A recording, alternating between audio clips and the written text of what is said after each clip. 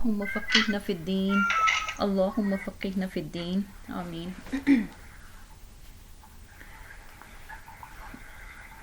جی انشاءاللہ پہلے ہم پچھلا لیسن جو ہے اس کو تھوڑا سا ریویو کریں گے. لاسٹ ٹائم ہم نے کیا پڑھا تھا. اچھا، اس سے پہلے ایک اسی سورہ بقرہ کی آیت ہے، آیت نمبر 31. جی آیت نمبر 31 میں ہم نے دیکھا تھا کہ اللہ تعالیٰ نے آدم علیہ السلام کو تمام اشیاء کے نام بتائے تھے. یعنی آدم علیہ السلام کو دنیا کا علم جو تھا وہ دیا گیا. یعنی کیا پتہ چلتا ہے کہ اللہ تعالیٰ نے آدم علیہ السلام کو جو سب سے پہلی نعمت دی تھی وہ کیا تھی؟ علم کی نعمت دی تھی اور دنیا کا علم دیا تھا. تو دوسری طرف ہم دیکھتے ہیں کہ رسول اللہ صلی اللہ علیہ وسلم جو ہیں وہ امی تھے، یعنی پڑھنا لکھنا نہیں جانتے تھے. تو اصل میں ہے کیا، ہم لوگوں میں دو ایکسٹریم رویے پائے جاتے ہیں. یعنی ایک طبقہ تو وہ ہے جو کہ یہ دیکھتا ہے کہ کیونکہ رسول اللہ صلی اللہ علیہ وسلم امی تھے تو اس لیے ایک مومن جو ہے اس کے لیے دنیا کی تعلیم جو ہے وہ ضروری نہیں ہے، بس اس کو صرف اور صرف دین کا علم ہی لینا چاہیے. جبکہ دوسری ایکسٹریم ہمیں وہ نظر آتی ہے جو کہ کیا کہتی ہے کہ دین کا علم جو ہے اس کو پیچھے ڈالتی ہے، اس کو اہم نہیں سمجھتی اور کیا کہتی ہے کہ دنیا کا علم ہی کافی ہے. لیکن ہم دیکھتے ہیں کہ آدم علیہ السلام کو اللہ تعالیٰ نے سب سے پہلے علم کی نعمت سے نوازا. تو اس سے کیا پتہ چلتا ہے کہ ایک مومن جو ہے اس کے لیے دنیا کا علم بھی ضروری ہے، اس کو دنیا کا علم بھی حاصل کرنا چاہیے. اور رہی بات کہ رسول اللہ صلی اللہ علیہ وسلم جو تھے وہ امی تھے، تو ان کا امی ہونا جو ہے وہ ایک معجزے کے طور پر رکھا گیا تھا. اور اس سے ہم یہ بات نہیں سمجھ سکتے کہ ہم مومن بھی جو ہے وہ دنیا کا علم نہ لے، بلکہ کیا ہے، دنیا کا علم اور دین کا علم یہ دونوں ہی ساتھ ساتھ چلیں گے. اس کے بعد ہم پچھلے لیسن کو دیکھتے ہیں جو کہ ہمارا سورہ بقرہ کی آیت نمبر 40 سے تھا. اس میں کیا ہے کہ اللہ تعالیٰ جو ہے وہ بنی اسرائیل سے مخاطب ہیں. اسرائیل جیسا کہ ہم نے دیکھا تھا کہ یعقوب علیہ السلام کا لقب تھا، اور یہاں پہ کہا گیا کہ یا بنی اسرائیل، اے بیٹو یعقوب علیہ السلام کے. یعنی یعقوب علیہ السلام کے 12 بیٹے تھے، ان سے جو جنریشن چلتی ہے اس کو بنی اسرائیل کہا جاتا ہے. اور بیسیکلی یہاں پہ یعقوب علیہ السلام کی اولاد کو جو ہے مخاطب کیا گیا ہے، بنی اسرائیل یعنی یہود ان کو کہا جا رہا ہے. اور ان کو سب سے پہلے جو ہے اللہ تعالیٰ اپنی نعمت جو ہے وہ یاد کروا رہے ہیں. کون سی نعمت ان کو دی گئی تھی؟ ان کو دین کی نعمت دی گئی تھی. ان کو جو ہے دین کی قیادت دی گئی تھی، اور بے شمار پیغمبر جو تھے ان کی نسل میں سے آئے، اور کیا تھا، نبوت ان کو دی گئی، بادشاہت دی گئی. لیکن یہاں پہ اللہ تعالیٰ خاص طور پر جو ہے دین کی نعمت جو ہے ان کو یاد کروا رہے ہیں کہ ان کو جو ہے باقی قوموں میں سے چنا گیا تھا دین کے لیے. اور پھر اس کے بعد کیا ہے کہ نعمت یاد کروانے کے بعد اللہ تعالیٰ جو ہے ان سے کہہ رہے ہیں کہ تم نے جو میرے ساتھ وعدہ کیا تھا اس وعدے کو پورا کرو. تو کون سا وعدہ انہوں نے کیا تھا؟ انہوں نے تورات اور رسولوں کے ذریعے اللہ تعالیٰ سے یہ وعدہ کیا تھا کہ جب آخری رسول آئیں گے تو بنی اسرائیل جو ہیں اس رسول پر ایمان لائیں گے اور اس کا ساتھ دیں گے. اور پھر اللہ تعالیٰ کا بھی ان کے ساتھ وعدہ تھا. وہ کیا وعدہ تھا کہ جب یہ اپنا وعدہ پورا کریں گے، آخری رسول پر ایمان لے کر آئیں گے، تو اللہ تعالیٰ بھی ان کو اور زیادہ عزت سے نوازیں گے. لیکن کیا تھا کہ وہاں پہ مدینہ میں جو یہود تھے انہوں نے رسول اللہ صلی اللہ علیہ وسلم کا انکار کر دیا اور اپنے اس وعدے کو پورا نہیں کیا. کیوں نہیں کیا؟ تو اس کے بعد اللہ تعالیٰ فرما رہے ہیں کہ وَإِيَّايَ فَارْهَبُونِ، اور مجھ ہی سے، پس مجھ ہی سے ڈرو. تو اللہ تعالیٰ یہ کیوں فرما رہے ہیں کہ مجھ ہی سے ڈرو؟ کیونکہ کیا تھا کہ بیسیکلی یہاں پہ یہود کے علماء سے خطاب ہے، اور علماء جو تھے وہ کیا کر رہے تھے کہ دین کے بدلے دنیا کما رہے تھے، دنیا کے فائدے جو ہے دین سے لے رہے تھے. اور ان کی دین کے معاملے میں وہاں عرب میں جو تھی ان کی فضیلت تھی، ان کو بڑا مانا جاتا تھا. تو اب یہ ڈرتے تھے کہ اگر ہم اسلام کی طرف چلے گئے تو وہ ہمارا بڑا پن جو ہے، ہماری سرداری جو ہے ہم سے چلی جائے گی، اور جو دین سے ہم دنیا کے فائدے لے رہے ہیں وہ ہمارے ختم ہو جائیں گے. یہ خوف تھا ان کو دنیا کے فائدے چلے جانے کا. تو اللہ تعالیٰ یہاں پہ فرما رہے ہیں کہ اس چیز کا مت ڈر رکھو، بلکہ کیا ہے کہ صرف اور صرف مجھ ہی سے ڈرو. نعمت یاد کروانے کے بعد، وعدہ یاد کرانے کے بعد اللہ تعالیٰ اب ان کو ایمان کی دعوت دی جا رہی ہے. اور کیا کہا جا رہا ہے کہ وَآمِنُوا بِمَا أَنزَلْتُ، اور ایمان لاؤ اس پر جو میں نے نازل کیا. کیا نازل کیا تھا؟ اللہ تعالیٰ نے قرآن نازل کیا تھا رسول اللہ صلی اللہ علیہ وسلم پر. تو ان کو کہا جا رہا ہے کہ اس قرآن پر ایمان لے کر آیا جائے. کیونکہ قرآن جو ہے وہ تورات کی تصدیق کرتا ہے. قرآن نے آ کر تورات کو ڈینائی نہیں کیا. یہ نہیں کہا کہ نعوذ باللہ موسیٰ علیہ السلام جو تھے وہ اللہ تعالیٰ کے نبی نہیں تھے، یا تورات جو ہے اللہ تعالیٰ کی طرف سے کتاب نہیں ہے. بلکہ قرآن کیا کرتا ہے؟ تورات کی تصدیق کرتا ہے، اس بات کی تصدیق کرتا ہے کہ تورات بھی اللہ تعالیٰ کی طرف سے اتاری گئی ایک سچی کتاب ہے. تو ایسے میں ان کا رویہ کیا ہونا چاہیے تھا کہ وہ کتاب جس کے یہ ماننے والے تھے، تورات کے یہ ماننے والے تھے، اور قرآن جو ہے تورات کی تصدیق کر رہا تھا، تو ان کو تو سب سے پہلے ایمان لے کر آنا چاہیے تھا. لیکن کیا تھے کہ انہوں نے انکار کر دیا. اور پھر اللہ تعالیٰ فرما رہے ہیں کہ میری آیات کے بدلے میں تھوڑی سی قیمت مت لو، یعنی میری آیات کو مت بیچو، ان کے بدلے میں تھوڑی سی قیمت مت لو. ثمناً قلیلاً، تھوڑی سی قیمت کی بات ہے. تو یہاں سے یہ ہرگز نہیں پتہ چلتا کہ اگر قیمت تھوڑی ملے تو دین کے بدلے میں انسان جو ہے دنیا نہ لے، بلکہ کیا ہے کہ دین کے بدلے میں دین کو بیچ کر، اللہ تعالیٰ کی آیات کو بیچ کر، دین کو پیچھے ڈال کر اگر انسان دنیا کا فائدہ لیتا ہے تو وہ فائدہ کتنا بھی زیادہ کیوں نہ ہو، جتنا بھی انسان کو مل جائے، وہ آخرت کے مقابلے میں کیا ہے؟ قلیل ہے. اسی لیے یہاں پہ کہا جا رہا ہے ثمناً قلیلاً. اور پھر اس کے بعد ایک بار پھر اللہ تعالیٰ فرما رہے ہیں کہ وَإِيَّايَ فَاتَّقُونِ، مجھ ہی سے، پس مجھ ہی سے ڈرو. تو پھر ان کو جو ہے اللہ تعالیٰ جو ہے تقوی کی دعوت دے رہے ہیں کہ اللہ تعالیٰ کا تقوی اختیار کریں. اس کے بعد کیا ہے کہ ایمان کی دعوت دینے کے بعد ان کی کچھ برائیاں ہیں جن برائیوں میں یہ پڑ چکے تھے، اس کو پوائنٹ آؤٹ کیا جا رہا ہے. اس میں کیا تھا؟ وَلَا تَلْبِسُوا الْحَقَّ بِالْبَاطِلِ، کہ حق کو باطل کے ساتھ مت ملاؤ. اور لبسو کیا ہوتا ہے؟ ایسا ملانا، یعنی دو چیزوں کو آپس میں اس طرح سے خلط ملط کر دینا، ان کو آپس میں اس طرح سے گڈ مڈ کر دینا کہ ان دونوں کی پہچان کرنا مشکل ہو جائے، ان دونوں کو الگ کرنا مشکل ہو جائے. تو یہ کیا کرتے تھے؟ حق اور باطل کو آپس میں ملا دیتے تھے. کس طرح سے کہ جب لوگ ان کے پاس فتویٰ لینے کے لیے آتے تو لوگوں کو خوش کرنے کے لیے، لوگوں کو اپنے ساتھ راضی رکھنے کے لیے، لوگوں سے فائدے بٹورنے کے لیے لوگوں کی من پسند کے فتوے ان کو دیتے. کس طرح سے دیتے؟ کہ حق اور باطل دونوں کو شامل کر دیتے، دین اور دنیا دونوں کو شامل کر دیتے، اور سامنے والے کو پتہ ہی نہیں چلتا کہ اس میں حق کیا ہے، باطل کیا ہے. یعنی لوگ جو ہے اس کو ڈسٹنگوش نہیں کر سکتے تھے. اور دوسرا غلط کام کیا کرتے تھے؟ وَتَقْتُمُ الْحَقَّ، حق کو چھپاتے تھے. یعنی ایک تو مکس کر دیتے تھے، خلط ملط کرتے تھے، اور دوسرا ٹوٹلی چھپا دیتے تھے، بالکل حق بات کو جو ہے چھپا دیتے تھے. اور پھر فرمایا جا رہا ہے کہ وَأَنْتُمْ تَعْلَمُونَ، اور تم جانتے ہو، یعنی تورات کا تم علم رکھتے ہو، اس کے باوجود یہ غلط کام کرتے ہو. اس کے بعد ان کو کچھ احکامات دیے جا رہے ہیں، جس میں سب سے پہلے نماز ہے، پھر زکوٰۃ ہے، اور پھر باجماعت نماز کی بات ہے. تو یہود کا کیا حال تھا کہ باجماعت نماز کو تو یہ بالکل ہی چھوڑ چکے تھے، اور انڈیویجولی نماز جو ہے وہ بھی کیا تھا کہ کوئی پڑھتا کوئی نہیں پڑھتا، جیسا کہ آج مسلمانوں کا حال ہے. اور زکوٰۃ دینے کی بجائے کیا تھا کہ انہوں نے سودی کاروبار جو ہے وہ شروع کر رکھے تھے. اس کے بعد اللہ تعالیٰ فرما رہے ہیں کہ تم جو ہے لوگوں کو نیکی کا حکم دیتے ہو، جبکہ اپنے آپ کو تم جو ہے بھلا دیتے ہو، یعنی خود نیکی پر عمل نہیں کرتے اور لوگوں کو نیکی کی تلقین کرتے ہو، جبکہ کیا ہے وَأَنْتُمْ تَتْلُونَ الْكِتَابَ، کہ تم جو ہے کتاب پڑھتے ہو.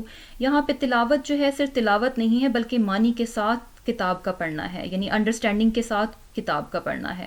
یعنی تم اس کتاب کے سمجھنے والے ہو، تورات کے سمجھنے والے ہو، اس کے باوجود تم جو ہے یہ غلط کام کرتے ہو کہ لوگوں کو نیکی کا حکم دیتے ہو اور خود نیکی کی طرف نہیں آتے. تو کیا تھا کہ لوگوں کو، اپنی عوام کو یہ کہتے کہ جب حق بات سامنے آئے، جب حق نظر آئے تو تم اس حق کو قبول کر لو.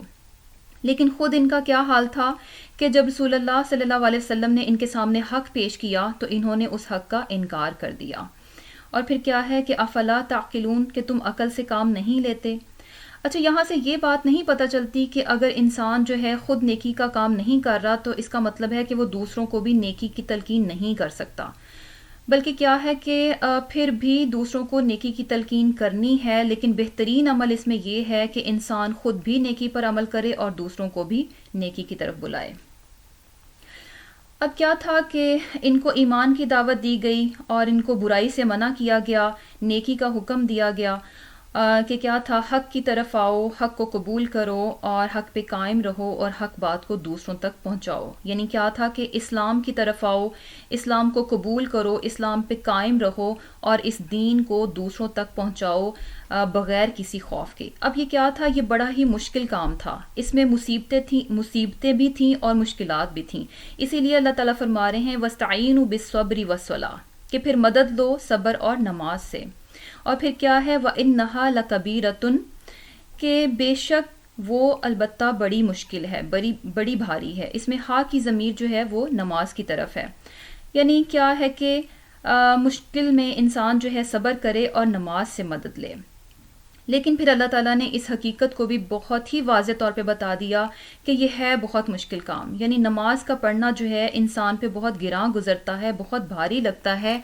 لیکن کس کے لیے یہ بھاری نہیں ہے؟ ایسے لوگ بھی ہیں جن کے لیے یہ نماز، یہ صبر جو ہے وہ بھاری نہیں ہوتا. وہ کون سے لوگ ہیں؟ الا علی الخاشعین، کہ یہ خشوع کرنے والے لوگ ہیں. ایسے لوگ جن کے دل جو ہیں وہ اللہ تعالیٰ کے سامنے جھک چکے ہیں، جن کے دل جو ہیں وہ عاجز ہیں اپنے رب کے سامنے، اور ان کے دل میں بھی عاجزی ہے اور ان کے باہر بھی عاجزی ہے. ان کے دلوں میں بھی سکون ہے اور باہر سے بھی وہ پرسکون ہیں. اور ایسے خاشعین کی پھر اللہ تعالیٰ آگے خوبیاں بتا رہے ہیں. یہ کون سے لوگ ہیں؟ الذین یظنون انہم ملاقو ربہم، کہ یہ وہ لوگ ہیں جو کہ یقین رکھتے ہیں کہ یہ اپنے رب سے ملاقات کرنے والے ہیں، اپنے رب سے ملنے والے ہیں.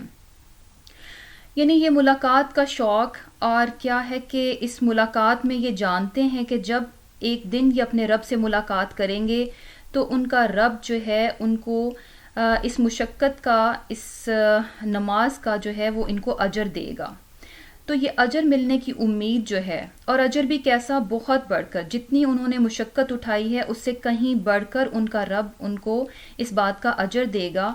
تو یہ اجر ملنے کی امید جو ہے ان کو نماز بھاری لگنے نہیں دیتی، بلکہ کیا ہے کہ شوق سے نماز کی طرف جاتے ہیں. اور دوسری بات کیا ہے، دوسری ان کی خوبی کیا ہے، وَأَنَّهُمْ، اور یہ کہ وہ الیہ، طرف اسی کے، راجعون، رجوع کرنے والے ہیں، اسی کی طرف لوٹ کر جانے والے ہیں. اور یہ خاشعین لوگ جو ہیں اس بات پر بھی یقین رکھتے ہیں کہ ایک دن وہ اپنے رب کی طرف لوٹ کر جائیں گے. اس دنیا سے جانے کے بعد وہ صرف اور صرف اللہ تعالیٰ کی طرف پلٹیں گے، اس سے بچ کر کہیں اور نہیں جا سکتے. وہ خود بھی اور ان کے اعمال بھی اللہ ہی کی طرف لوٹائے جائیں گے، اور اللہ تعالیٰ ان کے اعمال کا جو ہے حساب کتاب ہوگا اور اس کے جو ہے ان کو بدلہ دیا جائے گا. تو یہ حساب کتاب کا خوف بھی جو ہے ان کی اطاعت کو آسان بنا دیتا ہے. اس طرح خاشعین کے لیے نماز اور صبر جو ہے وہ مشکل نہیں رہتا. اس کے بعد انشاءاللہ نئے لیسن کی طرف آتے ہیں. سورہ بقرہ ہے آیہ نمبر 47 سے. یا بنی، اے بیٹو، اسرائیل کے، اذکرو، تم یاد کرو، نعمتی، میری نعمت، اللتی، وہ جو، انعمتو، میں نے انعام کی، علیکم، تم پر، وَأَنِّي، اور بے شک میں نے، فضلتکم، بڑائی دی تم کو، علی العالمین، تمام جہان والوں پر. اچھا، ہم نے دیکھا کہ آیہ نمبر 40 میں بھی اللہ تعالیٰ نے جو ہے ان کو اپنی نعمتیں جو ہیں وہ یاد کروائیں، اور یہاں پہ پھر جو ہے اللہ تعالیٰ بڑے ہی محبت بھرے انداز میں بنی اسرائیل کو جو ہے اپنی نعمتیں یاد کروا رہے ہیں. اور اس میں جو یہاں پہ جو نعمت یاد کروائی جا رہی ہے وہ کیا ہے کہ اللہ تعالیٰ نے تمام جہان والوں پر بنی اسرائیل کو فضیلت دی تھی. کیا فضیلت دی تھی؟ کہ اس وقت کی اور بھی قومیں تھیں، لیکن خاص طور پر اس قوم کو چنا گیا، خاص طور پر اس قوم کو منتخب کیا گیا. بنی اسرائیل کو تمام قوموں پر فضیلت دی گئی. جو اس وقت کی ساری قومیں تھیں ان میں بنی اسرائیل کو فضیلت دے کر دین کے کام کے لیے اللہ تعالیٰ نے ان کو چنا. اور کیا تھا کہ ان کو دینی قیادت بھی دی گئی، علم دیا گیا، نبوت دی گئی، بادشاہت دی گئی اور غلبہ بھی دیا گیا. یہاں پہ بار بار جو ہے ان کو نعمتیں کیوں یاد کروائی جا رہی ہیں؟ اصل میں کیا ہوتا ہے کہ جب آپ نعمتوں کو یاد کرتے ہیں، یعنی اللہ تعالیٰ نے جو آپ کو نعمتیں دے رکھی ہوتی ہیں، جب آپ ان نعمتوں کو یاد کرتے ہیں تو اس سے کیا ہوتا ہے کہ انسان کے دل میں شکر گزاری کا احساس پیدا ہوتا ہے. اور جب دل میں شکر گزاری کا احساس پیدا ہوتا ہے تو اس سے کیا ہوتا ہے کہ انسان جو ہے اطاعت کر جاتا ہے. تب اس کے لیے اطاعت کرنا مشکل نہیں رہتی، بلکہ شکر گزاری کے احساس کی وجہ سے اطاعت کرنا جو ہے اس کے لیے آسان ہو جاتا ہے. یعنی یوں کہہ لیں کہ یہ دونوں چیزیں آپس میں انٹر کنیکٹڈ ہیں. جتنا زیادہ جو ہے انسان میں شکر گزاری کا احساس ہوگا اتنا ہی وہ اپنے اللہ کا فرما بردار ہوگا, اور جتنا زیادہ انسان ناشکرا ہوگا, شکوے کرے گا, اتنا ہی زیادہ وہ کیا ہوگا, نافرمان ہوگا. اس کی مثال ہم یوں سمجھ لیتے ہیں, جیسے کہ اگر ہم عام سطح پہ اس بات کو لیں کہ جیسے کسی نے آپ پر بڑے ہی مشکل ٹائم میں کوئی احسان کیا ہو, کافی دیر کے بعد جو ہے, بہت عرصہ گزر جانے کے بعد اس انسان کو بھی آپ سے کوئی کام پڑتا ہے, وہ آپ کو کوئی بات کہتا ہے, لیکن اس وقت وہ بات جو ہے آپ کے لیے کرنا مشکل ہے اور آپ کو اچھی نہیں لگ رہی. تو اگر اتنے میں کوئی آپ کو اس کا احسان یاد کرا دے کہ فلاں وقت میں اس بندے نے آپ پہ جو ہے احسان کیا تھا, مشکل وقت میں آپ کے کام آیا تھا, تو وہ احسان یاد آنے پر کیا ہوگا کہ آپ کے دل میں شکر گزاری کے جذبات پیدا ہوں گے.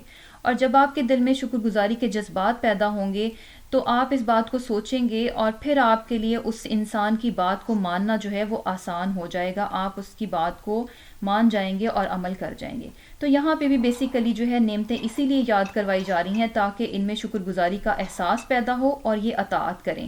یہ کیا نافرمانی کر رہے تھے؟ یہ رسول اللہ صلی اللہ علیہ وسلم کا انکار کر رہے تھے, نافرمانی کر رہے تھے, جس پر کہ ان کو جو ہے اللہ تعالیٰ اپنی نعمتیں یاد کروا رہے ہیں.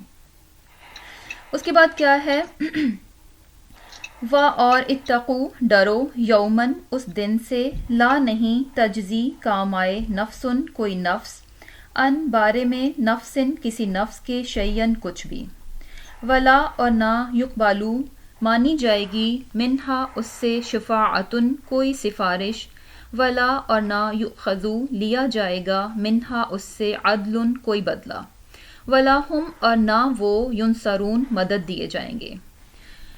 اب اس کے بعد پہلے ان کو نعمتیں یاد کروائی جا رہی ہیں بنی اسرائیل کو. اب ایک طرح سے ان کو تنبیہ دی جا رہی ہے کہ کیا ہے کہ ایسے دن سے ڈرو. یہاں پہ یومن جو ہے یہ قیامت کے بارے میں ہے, قیامت کا دن اس سے مراد ہے.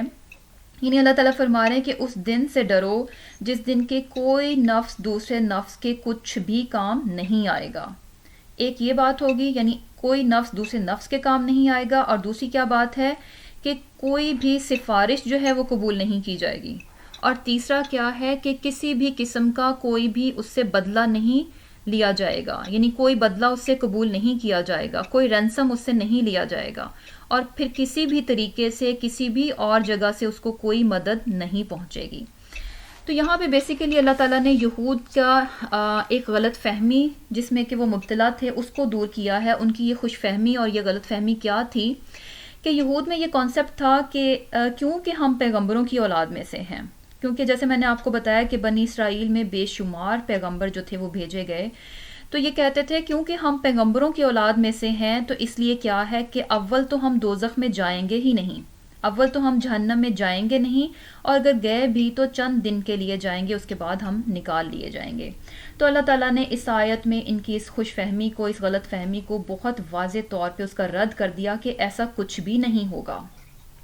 نہ کوئی نفس دوسرے نفس کے کام آئے گا, نہ کوئی سفارش قبول کی جائے گی, نہ ہی کسی قسم کا کوئی بدلہ کسی سے قبول کیا جائے گا, اور نہ ہی کسی کو کسی اور ذریعے سے کوئی مدد پہنچے گی. اسی طرح کا ملتا جلتا کانسیپٹ جو ہے, اسی طرح کی غلط فہمیاں اور خوش فہمیاں جو ہیں وہ ہم مسلمانوں میں بھی پائی جاتی ہیں. کیا ہے کہ ایک لحاظ سے کانسیپٹ غلط نہیں ہے لیکن اس کو غلط استعمال کیا گیا ہے.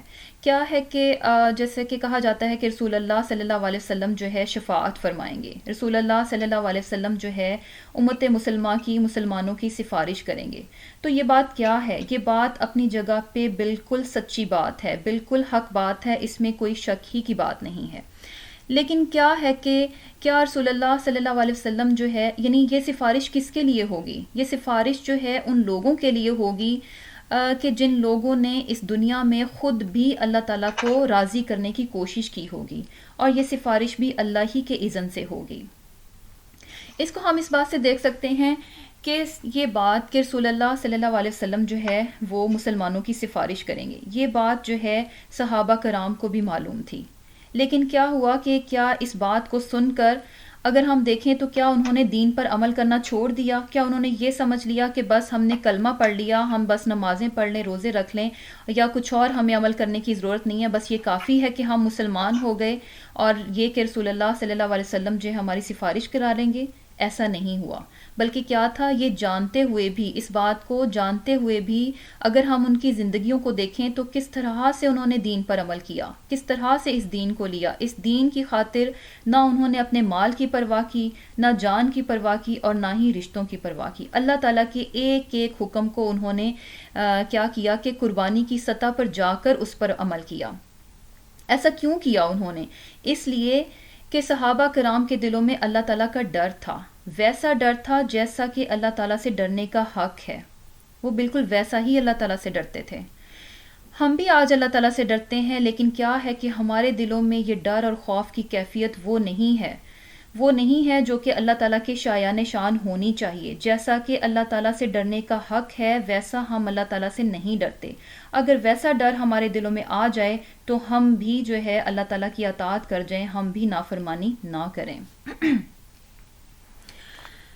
تو اور دوسری بات یہ کہ ہم شاید یہ سمجھتے ہیں کہ ہماری عقلیں جو ہیں وہ زیادہ کام کر گئیں، کہ نعوذ باللہ صحابہ کرام کو اس سفارش والی بات کی یہ صحیح طرح سے سمجھ نہیں آ سکی، اور اس لیے جو ہے وہ تو اتنا زیادہ عمل کر گئے، اور آج ہمیں اس سفارش کی بات کا زیادہ اچھے سے پتہ چل گیا، اس لیے ہم بہت ریلیکس ہیں، اور بس یہ کہ یہ کافی ہے کہ ہم مسلمان ہیں، باقی جو ہے ہم اپنی مرضی سے زندگی گزار کر چلے جائیں اور کچھ بھی نہ کریں۔ اور صحابہ کرام کو اس بات کی سمجھ نہیں آئی، اور وہ جو ہے اس دین کی خاطر اپنی جان مال سب کچھ قربان کر کے چلے گئے۔ تو ایسی بات نہیں ہے، انسان کو جو ہے وہی ملے گا جو وہ یہاں سے کر کے لے کے جائے گا۔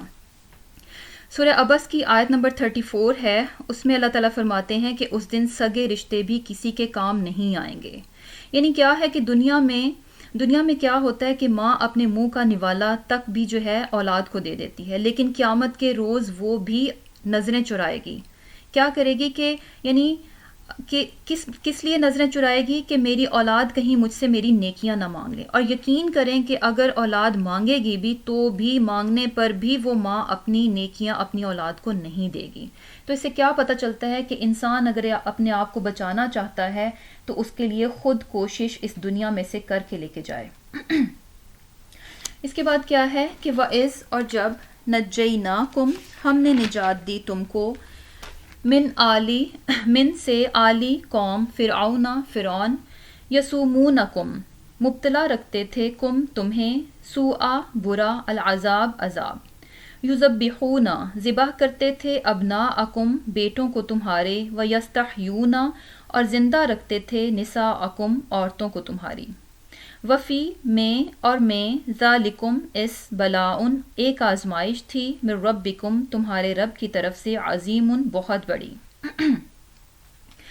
اب یہاں پہ اللہ تعالیٰ نے پہلے بنی اسرائیل پر اپنی نعمتوں کا ذکر کیا، اپنے احسانات گنوائے۔ اب ان میں سے ایک احسان کی ڈیٹیل جو ہے بتائی جا رہی ہے، وہ کیا ہے کہ بنی اسرائیل جو ہے ان کو اللہ تعالیٰ نے نجات دی۔ کس سے نجات دی؟ فرعون سے۔ یہاں پہ آل جو ہے فالوورز کے میننگز میں ہے کہ فرعون اور اس کے فالوورز سے۔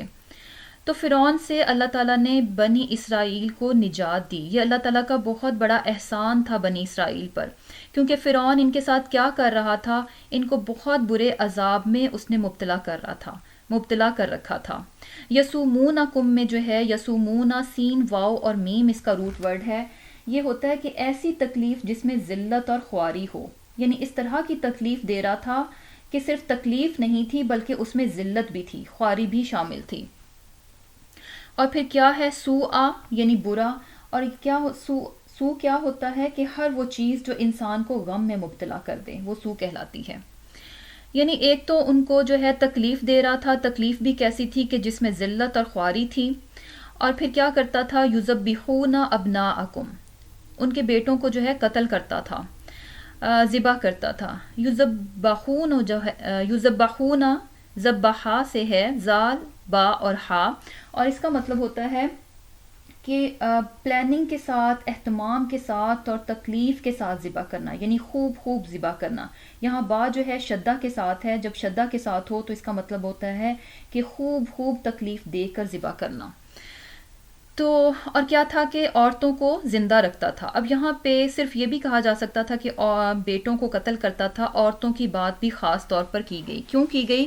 کیونکہ اس سے ان کی غیرت جگانا مقصود تھا کہ دیکھو تمہارے ساتھ فرعون کیا کر رہا تھا، تمہیں ذلیل و خوار کر رہا تھا، تمہاری اولاد کو، تمہارے لڑکوں کو خوب خوب قتل کر رہا تھا اور تمہاری عورتوں کو زندہ رکھ رہا تھا. اور یہ کیا تھا؟ یہ اللہ تعالیٰ کی طرف سے آزمائش تھی ان کے لیے بہت بڑی. اچھا، یہ تمام کام جو ہیں فرعون کر رہا تھا، ان کے ساتھ یہ برا سلوک جو ہے کرنے والا فرعون تھا، لیکن اللہ تعالیٰ فرما رہے ہیں کہ یہ آزمائش تھی تمہارے رب کی طرف سے. تو کیا ہے کہ اصل میں ہوتا کیا ہے کہ آزمائش جو ہے، کوئی بھی دکھ تکلیف آزمائش جو بھی انسان پر آتی ہے وہ کس کی طرف سے ہوتی ہے؟ وہ اللہ تعالیٰ ہی کی طرف سے ہوتی ہے. دنیاوی سبب جو ہیں اس میں ہمیں نظر آتے ہیں، دنیاوی طور پر کچھ اور چیزیں، کچھ اور باتیں جو ہیں سبب بنتی ہیں، لیکن یہ سبب بھی کون بناتا ہے؟ یہ سبب کس کی طرف سے بنتے ہیں؟ اللہ تعالیٰ ہی کی طرف سے بنائے جاتے ہیں.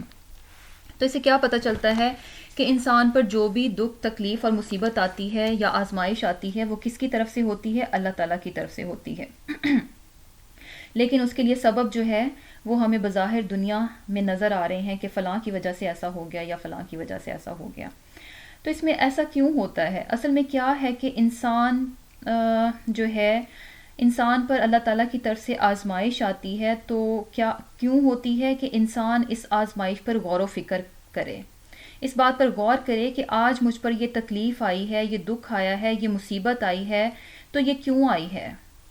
تو ہوتا کیا ہے کہ اصل میں انسان جو ہے وہ اپنے رب سے دور ہو جاتا ہے. جب وہ کچھ کرنے لگتا ہے جو کہ اس کا رب نہیں چاہ رہا ہوتا، تو ایسے میں اللہ تعالیٰ انسان کو آزمائش میں مبتلا کر دیتے ہیں. اور دیکھا جائے تو اس میں بھی اللہ تعالیٰ کی محبت ہی شامل ہوتی ہے. اس بندے کے ساتھ اللہ تعالیٰ کی محبت ہی ہوتی ہے کہ انسان کو اس نافرمانی سے روکنا چاہ رہے ہوتے ہیں، کہ اللہ تعالیٰ یعنی یہ چاہتے ہیں کہ انسان جو ہے جس نافرمانی میں لگ چکا ہے، اس مصیبت کے آنے پہ وہ اس نافرمانی سے رک جائے، وہ اس بات پہ غور کرے کہ ایسا کیوں ہوا ہے، وہ ان گناہوں سے ہٹ جائے جن میں کہ وہ پڑ چکا ہے. اور پھر کیا ہوتا ہے کہ انسان جو ہے اس آزمائش میں اپنی غلطی کا احساس کر لے اور اس دنیا ہی میں اپنی اس غلطی کی اصلاح کر جائے، اور اس غلطی کے ایسا نہ ہو کہ اس غلطی کے ساتھ ہی وہ اس دنیا سے چلا جائے. تو کیا ہے کہ اس کو پہلے ہم اسی آیت کے کانٹیکس میں دیکھتے ہیں کہ یہاں پہ بنی اسرائیل پہ یہ آزمائش جو تھی وہ اللہ تعالیٰ کی طرف سے آئی تھی. یہاں پہ یہ آزمائش جو ہے وہ انڈیویجولی نہیں تھی، انفرادی طور پر نہیں تھی، بلکہ اجتماعی طور پر قومی سطح پر پوری کی پوری قوم جو ہے وہ اس آزمائش میں مبتلا تھی. اللہ تعالیٰ نے بنی اسرائیل پر یہ آزمائش کیوں دی؟ اللہ تعالیٰ نے بنی اسرائیل کو اس آزمائش میں مبتلا کیوں کیا؟ اس لیے کہ بنی اسرائیل جو ہے ان کو اللہ تعالیٰ نے چنا تھا، ان کو اللہ تعالیٰ نے فضیلت دی تھی، ان کو اپنے دین کے کام کے لیے چنا گیا تھا. لیکن بنی اسرائیل جو ہے اپنی اس ذمہ داری سے ہٹ چکے تھے، یہ اپنے دین سے بہت دور ہو چکے تھے، اپنی کتاب کو بہت پیچھے ڈال چکے تھے، اللہ تعالیٰ کے احکامات کو بہت پیچھے ڈال چکے تھے. اور ان کو جو ذمہ داری دی گئی تھی، ان کی ذمہ داری یہ تھی کہ یہ دین کو سمجھیں گے، دین پر عمل کریں گے اور دوسروں تک اللہ تعالیٰ کے دین کو پہنچائیں گے. یہ ان کی ذمہ داری تھی جس سے کہ یہ ہٹ چکے تھے. تو اس لیے اللہ تعالیٰ نے ان کو اس آزمائش میں مبتلا کیا. اس کے بعد ہم دیکھتے ہیں کہ اگر انڈیویجولی جو ہے کسی انسان پر کوئی دکھ اور تکلیف آتی ہے تو کیا ہے اس میں، ایسے میں انسان کا رویہ کیا ہونا چاہیے؟ اس میں سب سے پہلی بات یہ ہے کہ انسان جو ہے شکوے شکایتیں نہ کرے اور دوسروں کو بلیم نہ کرے کہ فلاں کی وجہ سے یہ ہو گیا، فلاں نے میرے ساتھ ایسا کر دیا، یا اس کی وجہ سے میں اس تکلیف میں پڑ گیا، یا یہ کہ فلاں کی نظر لگ گئی. ایسا کچھ بھی نہیں ہے. بلکہ کیا ہے، کیونکہ یہ سبب جو ہے ان کو بنانے والا کون ہے؟ ہمیں اس آیت میں صاف پتہ چل گیا کہ آزمائش جو ہے وہ اللہ تعالیٰ ہی کی طرف سے ہوتی ہے. سبب اس دنیا میں بنتے ہیں لیکن آتی کس کی طرف سے؟ اللہ تعالیٰ کی طرف سے آتی ہے. اور وہ انسان کے، اور اس کا بھی انسان جو ہے خود ذمہ دار ہوتا ہے. کیا ہے کہ انسان جو ہے خود اپنے آپ پر ظلم کرتا ہے، اللہ تعالیٰ کسی پر ظلم نہیں کرتے. تو انسان پر جب تکلیف آئے تو اس میں سب سے پہلا اس کا رویہ یہ ہونا چاہیے کہ وہ اپنے اعمال پر نظر دوڑائے، اپنی غلطیوں کو دیکھے کہ کہاں پر اس سے کیا کیا غلطی ہو رہی ہے. اور جیسے ہی اس کو احساس ہو جائے کہ اچھا یہ مجھ سے غلطی ہو گئی ہے، تو اس غلطی کا جو ہے وہ فوراً ازالہ کرے اور اس کی جو ہے معافی مانگے اللہ تعالیٰ سے. سم ٹائمز یہ بھی ہو سکتا ہے کہ آپ دیکھیں آپ کو غلطی کا احساس بھی ہو جائے، لیکن اس کے بعد سوچیں کہ اچھا نہیں، یہ کام تو فلاں انسان بھی کرتا ہے لیکن وہ تو اس تکلیف میں نہیں ہے. تو ایسا نہیں ہے. کیا ہے کہ ہر انسان کی آزمائش جو ہے وہ ڈیفرنٹ طریقے سے ہوتی ہے. آپ کو کسی اور طریقے سے آزمایا جا رہا ہے، کسی اور کو کسی اور طریقے سے آزمایا جائے گا، لیکن بہترین رویہ یہی ہے کہ جیسے ہی انسان کو پتہ چلے کہ یہ میری غلطی ہے، میں یہ گناہ میں پڑ چکا ہوں، تو ان گناہوں سے فوراً کیا کرے کہ استغفار کرے. زیادہ سے زیادہ جو ہے وہ استغفار کرنا چاہیے. جیسے کہ ہم دیکھتے ہیں کہ رسول اللہ صلی اللہ علیہ وسلم جو ہے دن میں 70 بار استغفار کرتے تھے.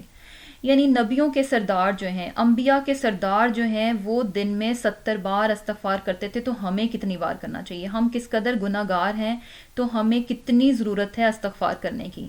استغفار جو ہے وہ صرف یہ نہیں ہونا چاہیے کہ ہم نے اچھا 1 تسبیح کر لی یا 2 تسبیح کر لی. شعوری طور پر اللہ تعالیٰ سے اپنے گناہوں کی معافی مانگے. صرف اس کی گنتی جو ہے میٹر نہیں کرتی، آپ کا اخلاص میٹر کرتا ہے کہ آپ نے کتنے مخلص ہو کر اللہ تعالیٰ سے اپنے گناہوں کی معافی مانگی ہے، اور اس کے بعد یہ ہے کہ اس گناہ کا جو ہے وہ ازالہ کیا ہے، اپنی غلطی کی اصلاح کی ہے، اور دوبارہ اس کو نہ کرنے کا ارادہ کیا ہے کہ آئندہ میں یہ کام نہیں کروں گی.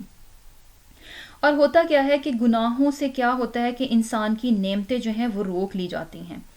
ایک حدیث کا مفہوم ہے انسان کے بعض گناہوں کی وجہ سے اس سے بعض نعمتیں جو ہیں چھن جاتی ہیں. یعنی گناہوں کی وجہ سے انسان کی نعمتیں جو ہیں اس سے واپس لے لی جاتی ہیں.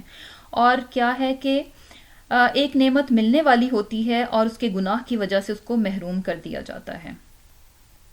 تو کیا ہے ایک مومن کا رویہ جو ہے وہ کیا ہونا چاہیے؟ اصل میں کیا ہوتا ہے، صرف یہ نہیں ہے کہ مصیبت اور آزمائش مصیبت اور تکلیف دیکھ کر یا نعمتیں واپس لے کر ہی آزمائش ہوتی ہے، بلکہ نعمتوں کے ساتھ بھی آزمایا جاتا ہے. نعمتیں دیکھ کر، نعمتوں کی فراوانی دیکھ کر بھی انسان کو آزمایا جاتا ہے. تو ایسے میں مومن کا رویہ کیا ہونا چاہیے؟ ایک مومن کو جب نعمتیں ملیں، اللہ تعالیٰ کی طرف سے اس کو نعمتوں سے نوازا جائے، تو وہ اللہ تعالیٰ کا شکر ادا کرے. شکر کیسے ادا ہوگا؟ صرف زبانی کلامی شکر نہیں، بلکہ ان نعمتوں کا صحیح استعمال کرے. ان نعمتوں کو اللہ تعالیٰ کی نافرمانی میں استعمال نہ کرے. نعمتوں کا صحیح شکر یہ ہے کہ وہ اللہ تعالیٰ کی فرما برداری میں ان نعمتوں کو استعمال کیا جائے. اور دوسرا رویہ کیا ہے کہ اگر اللہ تعالیٰ جو ہے کسی دکھ میں، کسی تکلیف میں ڈال دیتے ہیں، کوئی آزمائش آ جاتی ہے یا کوئی نعمت چھن جاتی ہے، تو اس میں بھی مومن کیا کرے کہ صبر کرے، شکر ادا کرے اور مایوس کبھی نہ ہو، اور اپنی کمی اور کوتاہیوں پر جو ہے وہ نظر ڈالے اور ان کو جو ہے ٹھیک کرنے کی کوشش کرے، اپنی اصلاح کرنے کی کوشش کرے. اس کے بعد ہم دیکھتے ہیں کہ بنی اسرائیل پر یہ آزمائش جو تھی وہ قومی سطح پر آئی تھی. یعنی پوری کی پوری قوم جو ہے اس آزمائش میں مبتلا تھی. تو ہم بھی دیکھتے ہیں بنی اسرائیل پر یہ آزمائش تھی. آج ہم بھی قومی سطح پر مسلمانوں کو دیکھتے ہیں کہ آج کے مسلمان بھی ایک آزمائش میں مبتلا ہیں. تو مسلمانوں پر بھی یہ آزمائش آئی ہوئی ہے. کیوں آئی ہوئی ہے مسلمانوں پر یہ آزمائش؟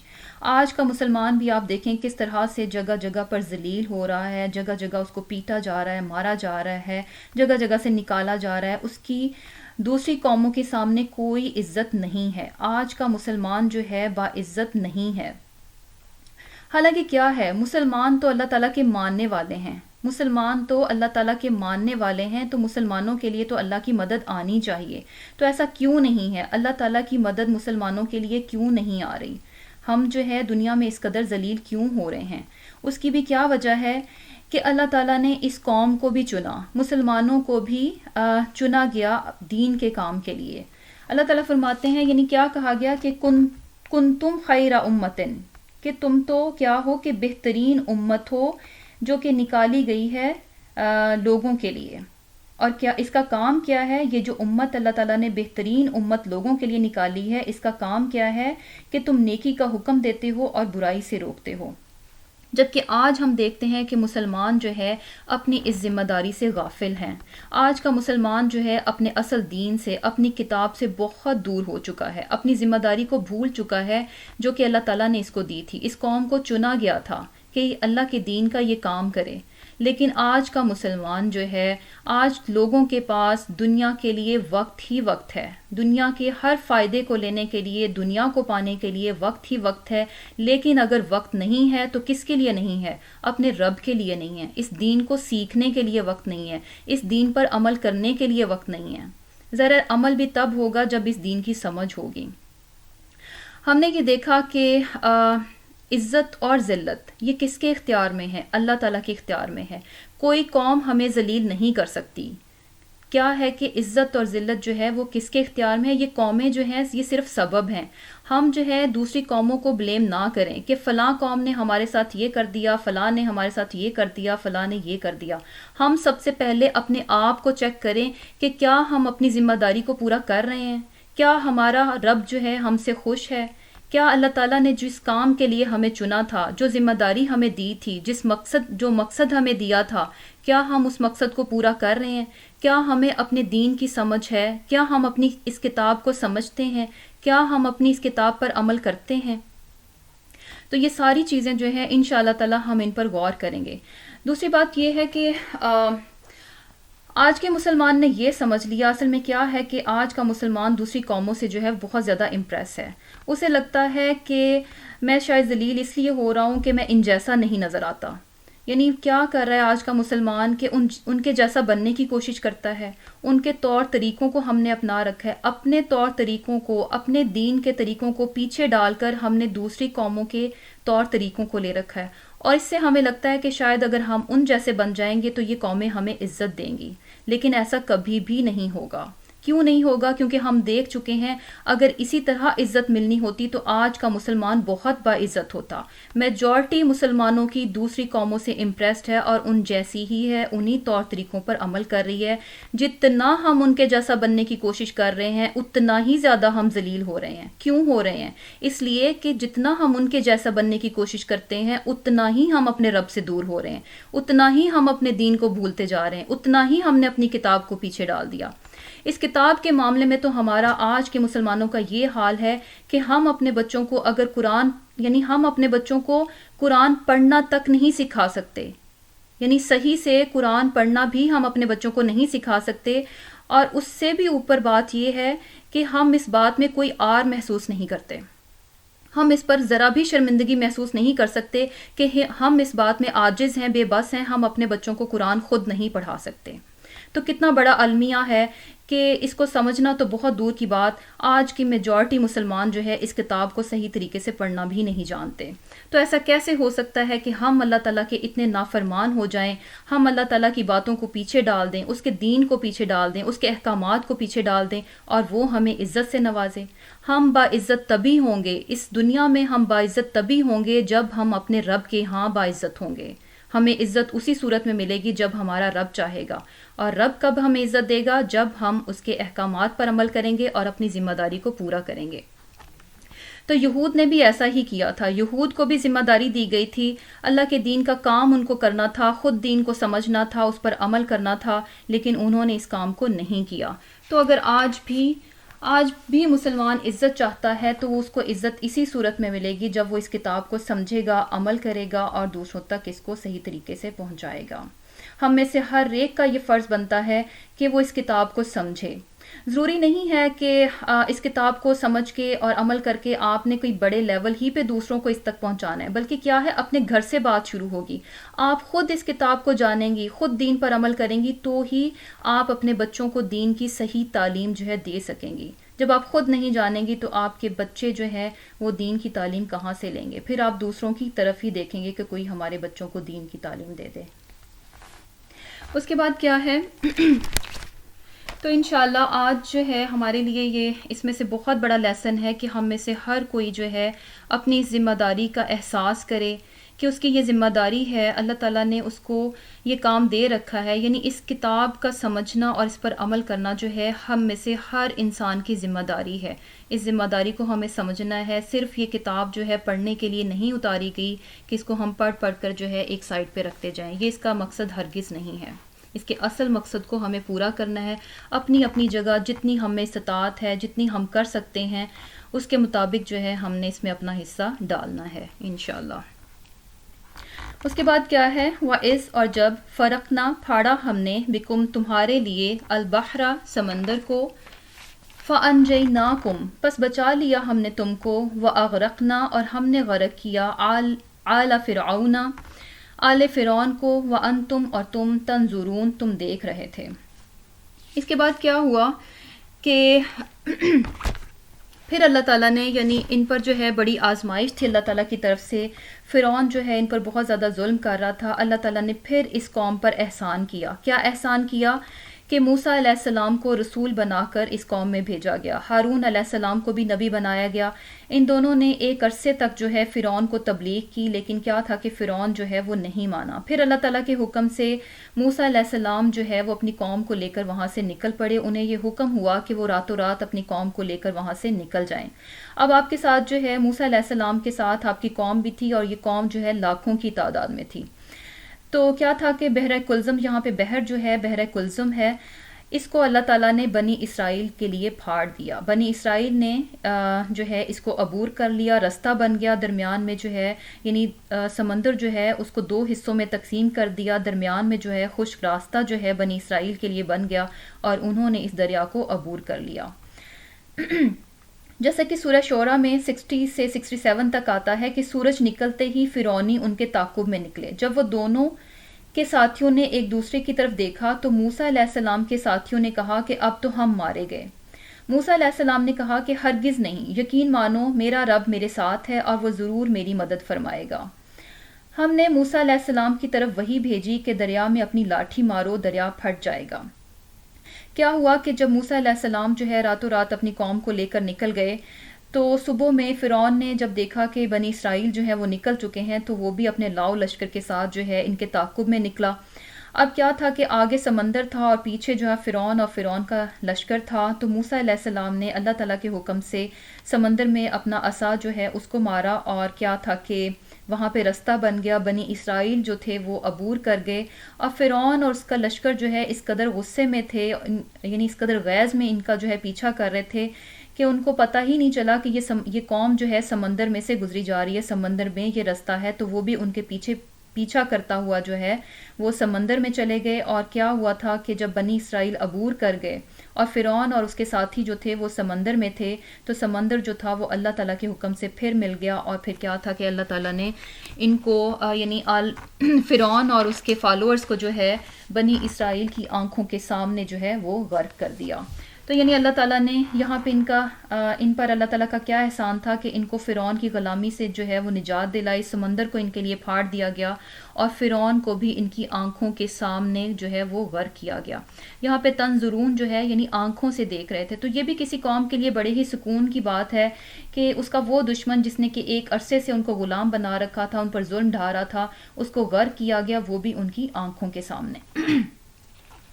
اس کے بعد کیا ہے، وَإِذْ اور جب وَعَدْنَا ہم نے وعدہ کیا موسیٰ سے 40 لیلتاً راتوں کا، ثم پھر اتخذتم تم نے بنا لیا العجل بچڑے کو انہوں نے کیا بنا لیا تھا، معبود بنا لیا تھا، بچڑے کی پوجا شروع کر دی تھی۔ من بعدہ اس کے بعد سے، ہی کی ضمیر جو ہے وہ موسیٰ علیہ السلام کی طرف جا رہی ہے، یعنی موسیٰ علیہ السلام کے بعد انہوں نے کیا کیا، جب وہ کوہ طور پہ چلے گئے تھے تو انہوں نے کیا کیا، بچڑے کو جو ہے اپنا معبود بنا لیا۔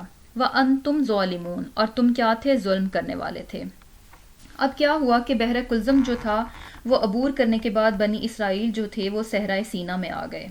وہاں پہ اللہ تعالیٰ نے جو ہے موسیٰ علیہ السلام جو ہے وہ اللہ تعالیٰ سے ملنے کے لیے کوہ طور پر گئے۔ یہاں پہ صرف 40 راتوں کا ایک ہی بار میں ذکر کر دیا گیا ہے، لیکن قرآن میں ایک اور جگہ ہے کہ پہلے 30 راتیں تھیں، پھر 10 راتوں کا جو ہے اور اضافہ کیا گیا، اس طرح سے ٹوٹل جو تھیں وہ 40 راتیں تھیں۔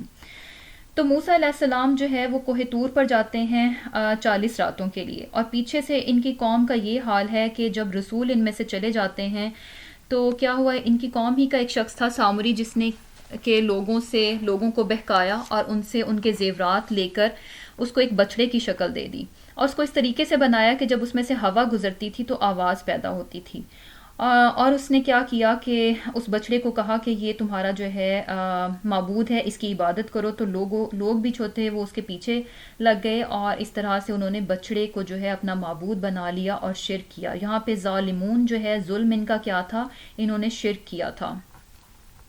اب یہاں سے بھی پتہ چلتا ہے کہ یعنی اس قدر اتنے عرصے سے یہ لوگ جو تھے وہ غلامی میں تھے، اور ابھی یعنی فزیکلی یہ لوگ غلامی سے آزاد ہو چکے تھے لیکن ذہنی طور پر ابھی بھی غلام تھے۔ مصر میں کیا تھا، بچڑے کی پوجا ہوتی تھی، اسی ذہنی غلامی کی وجہ سے یہ پھر بہت جلدی جو ہے اس بہکاوے میں آ گئے اور انہوں نے بچڑے کی پوجا شروع کر دی۔ اس کے بعد کیا ہے، ثم پھر عفونا ہم نے معاف کیا، عنکم تم سے، من بعدی اس کے بعد، ذالکا من سے، بعد بعد، ذالکا اس کے، لعلکم تاکہ تم، تشکرون شکر گزار بنو۔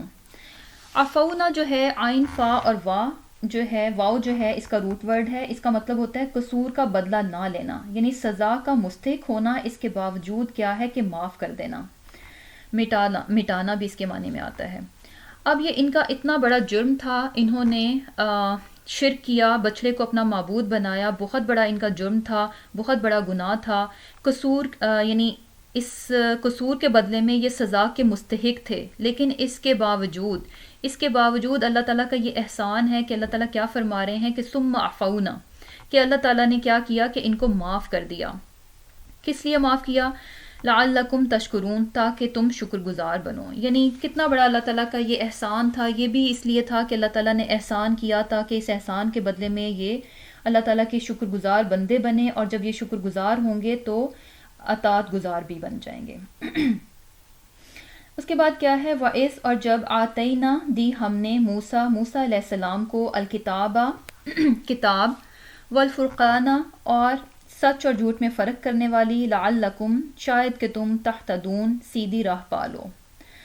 اس میں کہا جا رہا ہے کہ اللہ تعالیٰ نے موسیٰ علیہ السلام کو کتاب دی، یہاں کتاب جو ہے تورات ہے، اس کے بعد علیحدہ سے فرقان کا بھی ذکر ہے کہ اللہ تعالیٰ نے ان کو فرقان بھی دیا۔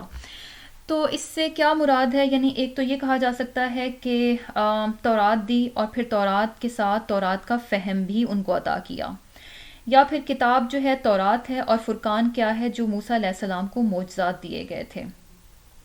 تو فرقان کیا ہوتا ہے؟ فرقان کیا ہوتا ہے کہ جو دو چیزوں میں فرق جو ہے وہ واضح کر دے، یعنی سچ اور جھوٹ میں فرق واضح کر دے، حق اور باطل میں فرق واضح کر دے، حلال اور حرام کیا ہے اس میں تمیز کر دے، اور اچھائی اور برائی میں فرق بتا دے، اس کو فرقان کہتے ہیں۔ جیسا کہ ہم دیکھتے ہیں کہ رسول اللہ صلی اللہ علیہ وسلم کو بھی قرآن دیا گیا اور قرآن کے ساتھ اس کا فہم بھی دیا گیا، یعنی رسول اللہ صلی اللہ علیہ وسلم نے جو ہے قرآن کی تفسیر بھی بیان کی، کس طرح سے آپ نے بول کر اس کو بیان کیا، قرآن کو عمل سے اس کی تفسیر کی، تو اس طرح سے رسول اللہ صلی اللہ علیہ وسلم کو بھی قرآن اور قرآن کا فہم بھی عطا کیا گیا تھا۔ اور فرقان کیا ہے کہ جب انسان کو فرقان آ جاتا ہے، وہ تمیز کرنے لگ جاتا ہے سچ اور جھوٹ میں، اچھائی اور برائی میں، حق اور باطل میں، حلال اور حرام میں، تو اس سے کیا ہوتا ہے کہ وہ ہدایت پا جاتا ہے۔ اس کے بعد کیا ہے، وَإِذْ اور جب، قَالَ کہا، موسیٰ علیہ السلام نے، لِقَوْمِهِ اپنی قوم سے، یا قومی اے میری قوم، انکم بے شک تم، ظلمتم ظلم کیا تم نے، انفسکم اپنے آپ پر، باتخاذکم کیا ظلم کیا تھا انہوں نے، باتخاذکم ٹھہرانے میں، اپنے العجلہ بچڑے کو معبود، یعنی بچڑے کو معبود بنانا کیا تھا، یہ انہوں نے ظلم کیا تھا اپنے آپ پر۔ تو پھر اس کے بعد کیا فرمایا جا رہا ہے کہ یہ ظلم جو تم نے اپنے نفسوں پر کیا ہے، اب کیا کرو، فتوبو پس توبہ کرو، الی باریئکم اپنے پیدا کرنے والے کے آگے، فقتلو پس قتل کرو، انفسکم اپنے نفسوں کو، ذالکم یہی، خیرن بہتر ہے، لکم تمہارے لیے، عند نزدیک، باریئکم پیدا کرنے والے کے تمہارے، فتاب علیکم پھر توبہ قبول کی تمہاری، انہو بے شک وہ، ہوا وہی، التواب بہت زیادہ توبہ قبول کرنے والا، الرحیم بار بار رحم فرمانے والا ہے۔ یہاں تواب جو ہے، جیسے کہ میں نے پہلے بھی بتایا تھا کہ کیسا توبہ قبول کرنے والا ہے، بہت زیادہ توبہ قبول کرنے والا۔ اب کیا تھا کہ جب موسیٰ علیہ السلام جو ہے وہ واپس اپنی قوم کی طرف پلٹتے ہیں اللہ تعالیٰ سے ملاقات کرنے کے بعد، اور دیکھتے ہیں کہ ان کی قوم جو ہے وہ شرک میں مبتلا ہو چکی ہے، تو اس پر موسیٰ علیہ السلام نے ان سے کہا کہ وہ اپنے رب سے جو ہیں، یہاں پہ باری کا جو ہے وہ نام استعمال ہوا ہے، یہ اسماء الحسنہ میں سے ہے، اللہ تعالیٰ کے ناموں میں سے ایک نام ہے، اور باری کیا ہوتا ہے کہ عدم سے وجود میں لے کر آنا، مادے کے بغیر پیدا کرنا۔ تو کیا ہے کہ اپنے پیدا کرنے والے کے سامنے جو ہے وہ توبہ کرو، اور اس کا کفارہ کیا تھا کہ فقتلوا انفسکم، اپنے آپ کو قتل کرو۔ اچھا ہوا کیا تھا کہ جب موسیٰ علیہ السلام چلے گئے تھے اور انہوں نے شرک کیا، ان کی قوم میں شرک آ گیا، انہوں نے بچڑا بنایا، بچڑے کی پوجا شروع کر دی، تو وہاں پہ 3 گروپ بن گئے تھے۔ ایک گروپ تو وہ تھا، بہترین گروپ وہ تھا جس نے کہ شرک نہیں کیا اور لوگوں کو اس غلط کام سے منع بھی کیا، اور دوسرا گروپ وہ تھا جو کہ خاموش تھا، اس نے شرک نہیں کیا اور دوسروں کو منع بھی نہیں کیا، یعنی دوسروں کو برائی سے نہیں روکا، خود برائی نہیں کی اور دوسروں کو برائی سے روکا بھی نہیں۔ اور تیسرا گروپ وہ تھا جو کہ بچڑا بنانے میں بہت زیادہ ایکٹیو تھا، اس نے بچڑے کو بنایا بھی اور اس کی پوجا بھی کی۔ اس طرح 3 گروپ بن گئے تھے۔ ان میں سے وہ گروپ جو تھا وہ تو جسے کہہ لیں کہ اس پر جو ہے کوئی گناہ نہیں آیا، جس نے کہ لوگوں کو روکا، خود بھی بچڑے کی پوجا نہیں کی اور لوگوں کو بھی اس غلط کام سے روکا۔ اب پیچھے رہ گئے 2 گروپ، وہ گروپ جو کہ ایک وہ جنہوں نے کہ بچڑا بنایا اور اس کی پوجا کی، اور دوسرا وہ کہ جس نے خاموشی اختیار کی، لوگوں کو برائی سے نہیں روکا، خود تو شرک نہیں کیا لیکن لوگوں کو بھی نہیں منع کیا۔ تو اب ان سے کیا کہا گیا، ان کا کفارہ کیا تھا کہ فقتلوا انفسکم۔ یہاں سے یہ مطلب نہیں ہے کہ اپنے آپ کو قتل کر ڈالو، کیونکہ اپنے آپ کو قتل کرنا کیا ہے، خودکشی ہے، اور جبکہ خودکشی جو ہے وہ ہر شریعت میں حرام رہی ہے۔ یہاں پہ ان سے کہا گیا تھا کہ جنہوں نے خاموشی اختیار کی تھی، جنہوں نے شرک نہیں کیا اور لوگوں کو منع نہیں کیا، وہ گروپ جو ہے ان لوگوں کو قتل کرے گا جنہوں نے کہ بچڑے کو بنایا، اس کی پوجا کی۔ تو کیا تھا، ظاہر ہے بنی اسرائیل جو ہے ایک ہی قوم تھی، اور اس میں یہ بھی تھا کہ اپنے ہی رشتے ان کے سامنے آ گئے تھے۔ یہ بہت بڑی اللہ تعالیٰ کی طرف سے ان کو سزا تھی۔ کیا تھا کہ اس طرح سے بھی تھا کہ ایک ہی خاندان میں سے اگر باپ نے شرک کیا ہے، بیٹے نے خاموشی اختیار کی، اس نے شرک نہیں کیا، تو بیٹا جو ہے وہ باپ کے سامنے آ گیا، یعنی بیٹا جو ہے وہ باپ کو قتل کر رہا ہے۔ تو اللہ تعالیٰ کی طرف سے یہ بہت بڑی سزا تھی، کیونکہ ان کا جرم بھی بہت بڑا تھا، بہت بڑا جرم تھا۔ شرک جو ہے وہ اللہ تعالیٰ کے نزدیک بہت بڑا گناہ ہے۔ اس لیے اللہ تعالیٰ نے یعنی کفارے کے طور پر ان کو یہ کرنا پڑا کہ انہوں نے، ایک گروپ نے دوسرے گروپ کو قتل کیا۔ اور پھر کیا تھا، اللہ تعالیٰ فرما رہے ہیں کہ اسی چیز میں تمہاری بہتری ہے، یعنی اللہ تعالیٰ کے احکامات کو ماننے ہی میں انسان کی بہتری ہے۔ اگر انسان جو ہے اللہ تعالیٰ کے احکامات کو نہیں مانتا تو اس کا سراسر نقصان جو ہے وہ انسان ہی کو بھگتنا پڑتا ہے۔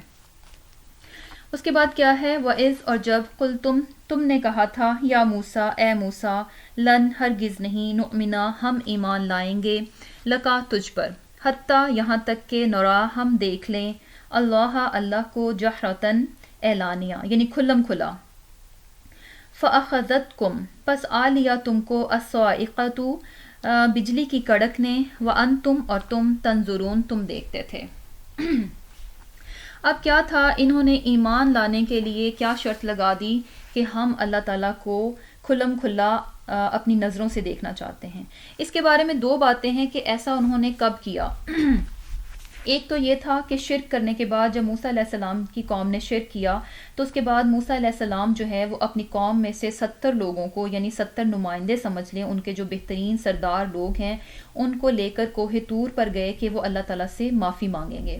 لیکن وہاں جا کر یہ 70 لوگ جو تھے وہاں جا کر پھر منکر ہو گئے، معافی مانگنے کی بجائے انہوں نے کیا شرط لگا دی کہ ہم تو جو ہے تب تک ایمان نہیں لے کر آئیں گے جب تک کہ ہم اللہ تعالیٰ کو کھلم کھلا نہ دیکھ لیں، اعلانیہ نہ دیکھ لیں۔ اور دوسری بات اس میں یہ کہی جاتی ہے کہ جب تورات لینے کے لیے موسیٰ علیہ السلام جو ہے کوہ طور پر جاتے ہیں تو اس وقت ہی 70 لوگوں کو اپنے ساتھ لے کر گئے تھے، اور پھر کیا ہوا تھا، ان 70 لوگوں کو ایک جگہ رکنے کے لیے کہا کہ میں آگے جا کر جو ہے وہ تورات لے کر آتا ہوں۔ اور جب واپس آئے موسیٰ علیہ السلام اور ان کو اللہ تعالیٰ کی طرف سے دی گئی کتاب جو تھی تورات دکھائی گئی، تو انہوں نے اس کو لینے سے انکار کر دیا اور کہا کہ ہم خود اللہ تعالیٰ کو دیکھنا چاہتے ہیں۔ تو ان کی اس نافرمانی پر، ان کی اس جرت پر اللہ تعالیٰ نے ان کو کیا سزا دی کہ ان پر بجلی گرا دی گئی، اور بجلی جب گرائی گئی تو یہ وہیں پہ جو ہے 70 کے 70 جو ہے ختم ہو گئے۔ لیکن ان کا یہ ختم ہونا کیا تھا کہ وَأَنْتُمْ تَنْظُرُونَ، اور تم دیکھتے تھے، یعنی ایک کے بعد دوسرا ختم ہوا، ایک نے دوسرے کو ختم ہوتے ہوئے دیکھا۔ اس پر موسیٰ علیہ السلام جو ہے وہ بہت زیادہ دکھی ہو گئے، اور کیا تھا کہ ان کو یہ لگا کہ وہ اپنی قوم میں سے 70 لوگوں کو لے کر آئے تھے، اور اب جب وہ اکیلے واپس جائیں گے تو قوم جو ہے ان کے بارے میں جو ہے بدظن ہوگی، بدگمان ہوگی، تو اس بات پر وہ بہت زیادہ دکھی تھے۔ تو اس پر موسیٰ علیہ السلام نے جو ہے وہ اپنے رب سے جو ہے دعا مانگی کہ ان بیوقوفوں کی وجہ سے سب کو سزا نہ دیں اور ان کو زندہ کر دیں۔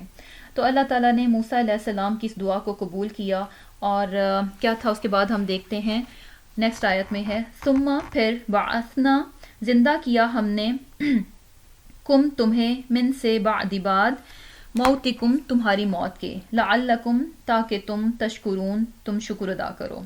تو اس کے بعد کیا ہوا کہ موسیٰ علیہ السلام نے جو ہے دعا کی، اور اللہ تعالیٰ نے ان کی دعا کو قبول کیا، اور اس طرح سے ان کو جو ہے دوبارہ زندگی دی گئی۔ تو یہ بھی اللہ تعالیٰ کا ان پر بہت بڑا احسان تھا، اور یہ احسان بھی کس لیے تھا؟ تاکہ یہ اللہ تعالیٰ کی اس احسان کو مانیں اور شکر گزار بنیں اور اللہ تعالیٰ کی اطاعت کریں۔ اچھا کیا تھا؟ ہم دیکھتے ہیں کہ موسیٰ علیہ السلام کی قوم جو ہے وہ چھوٹی چھوٹی بات پر جو ہے وہ ریئیکٹ کر رہی ہے، چھوٹی چھوٹی بات پر اپنے نبی سے جو ہے وہ ناراض ہوتی ہے، کبھی کوئی فرمائش کرتی ہے، کبھی کچھ فرمائش کرتی ہے۔ تو ہم دیکھتے ہیں کہ یہ قوم جو ہے بہت عرصے تک جو ہے یہ غلام رہی ہے۔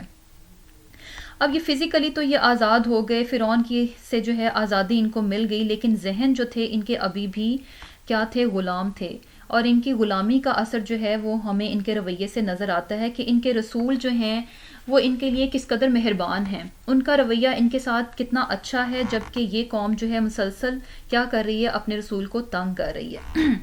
اور بیسیکلی اس کی وجہ کیا تھی؟ اتنی دیر یہ لوگ غلامی میں رہے، اور اس کے بعد اللہ تعالیٰ کی طرف سے اتنی نعمتیں، اتنے احسانات ان پر ہو رہے ہیں، تو جسے کہتے ہیں نا کہ نعمتیں پا کر آپے سے باہر ہو رہے تھے۔ یعنی ان کے غلام ذہن جو ہے اتنی نعمتوں کو قبول نہیں کر پا رہے تھے، ان کو سمجھ نہیں آ رہی تھی کہ ہم کریں کیا۔ تو کیا تھا کہ چھوٹی چھوٹی بات پر پریشان ہوتے اور اپنے رسول کو بھی پریشان کرتے۔ تو اسی چیز کو ہم مسلمانوں میں بھی دیکھتے ہیں، مسلمان قوم بھی جو ہے ایک عرصے تک غلام رہی ہے، ہمیں بھی ایک عرصہ ہو چکا ہے آزاد ہوئے ہوئے، لیکن ابھی تک ہم جو ہے ذہنی طور پر ابھی بھی ہم غلام ہیں۔ مسلمان بھی کیا کرتے ہیں؟ چھوٹی چھوٹی بات پر جو ہے ریئیکٹ کرتے ہیں، اور دوسری قوموں کو ہماری کمزوریاں جو ہیں وہ معلوم ہے، اور اس چیز کا وہ بڑے اچھے سے فائدہ اٹھاتے ہیں۔ وہ جانتے ہیں کہ یہ قوم جو ہے اپنے دین سے بہت دور ہے، یہ اپنے دین کو جانتی نہیں ہے، ان کے ذہن غلام ہے، اور وہ ہماری ویکنیسز کو پکڑتے ہیں، اور اسی بات پر جو ہے ہمیں جو ہے ہم سے جو ہے وہ فائدہ اٹھا لیتے ہیں۔ اور مسلمان کیا کرتا ہے؟ ان باتوں پر ریئیکٹ کرتا ہے، اور کیا کرتا ہے کہ اپنا ہی نقصان کرتا ہے۔